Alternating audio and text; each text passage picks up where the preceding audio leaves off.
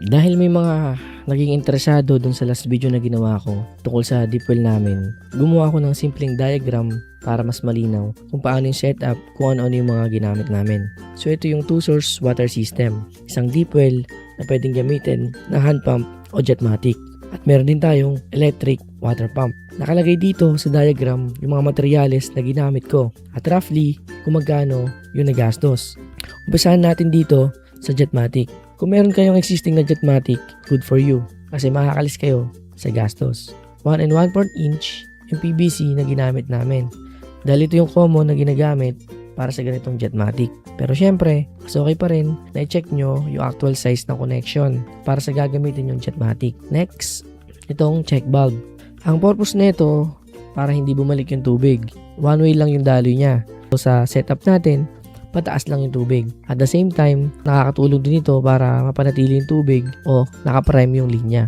Kaya kahit matagal nating hindi gamitin yung poso, hindi natin kailangan maglagay ulit ng tubig para buhayin. Basta walang tagas at hindi nawawala yung prime ng linya.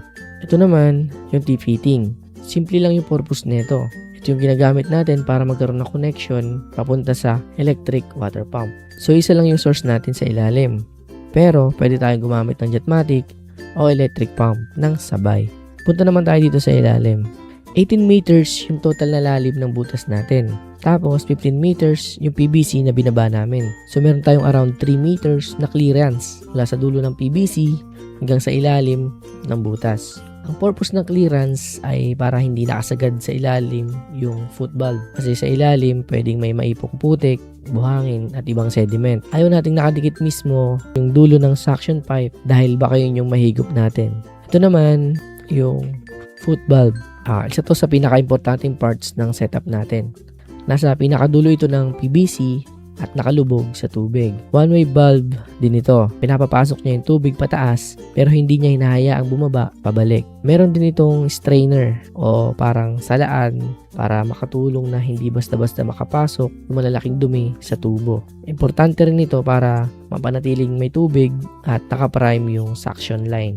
Next naman, punta tayo dito sa linya papunta sa electric water pump. Meron ulit tayong check valve. Same purpose lang din. Para one way yung tubig at hindi bumalik sa linya. Nakakatulong din ito para hindi madaling mawala yung prime ng pump. Importante kasi na may tubig o properly primed yung pump bago natin ito paandarin. Kapag walang tubig sa suction line at puro hangin lang yung inihigop ng pump, mahirapan itong kumuha ng tubig. Kapag pinabayaan nating tumatakbo ng ganon, pwede rin itong uminit at eventually pakasira ng pump. Kaya bago natin paandarin, make sure muna na properly primed yung pump at walang tagas sa suction line. Ito namang electric water pump na ginamit ko is 0.5 HP intelligent. Automatic na yung operation nito.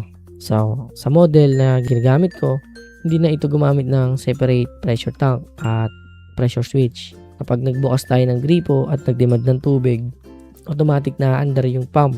Tapos kapag kapag sinara natin yung gripo, automatic din siyang hihinto. Kaya mas simple yung setup natin kumpara dun sa traditional setup na gumagamit pa ng separate pressure tank at pressure switch. Pero may importante kayong dapat malaman bago bumili ng water pump.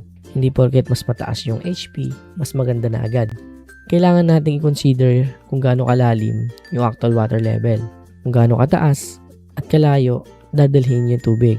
Anong size ng pipe na gagamitin? Kung gaano karami yung tubig o kailangan natin. Importante rin na tingnan yung specification ng pump, especially yung maximum suction at ang maximum head. Kasi kahit mataas yung horsepower ng motor, kung hindi naman designed yung pump para sa setup at lalim ng source nyo, posible na mahirapan pa rin ito kumuha ng tubig. Kaya hindi HP lang yung basehan natin. And lastly, ito naman yung discharge papunta sa use point. Ito nalalabas yung tubig papunta sa gripo natin. Sa actual setup ko, kahit dalawang gripo lang ng sabay na nakabukas, malakas pa rin yung tubig.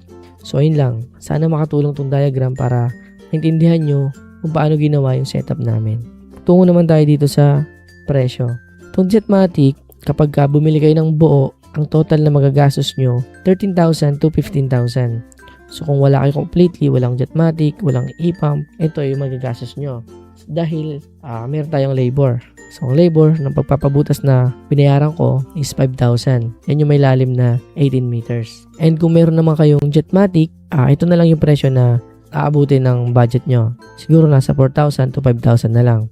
Siguro madadagdagan yung gastos nyo kung bibili kayo ng switch, ganyan, or kung ilang switch yung papalagay nyo.